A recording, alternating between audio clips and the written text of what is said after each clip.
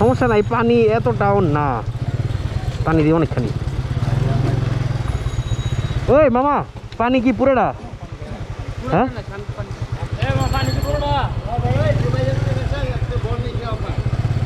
ভাইজা যাবো।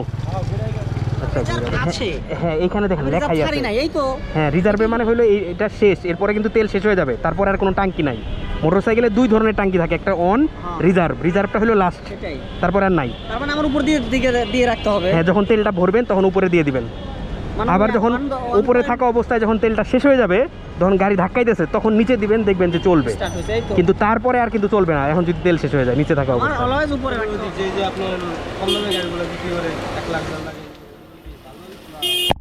ভাই গাড়ি যদি আপনি সেকেন্ড হ্যান্ড কিনতে যান না, ধরেন বিশ্বস্ত শোরুম আছে যেগুলো বিএসডি মার্ট, সাওয়ারি, এরা ভালো ভালো বিক্রি করে, কিন্তু এগুলো দাম বেশি নাই। আর যদি অন্যান্য দোকানে যান মিস্ত্রি নিয়ে যাইতে হবে, গাড়ির সাউন্ড, গাড়ির চাকা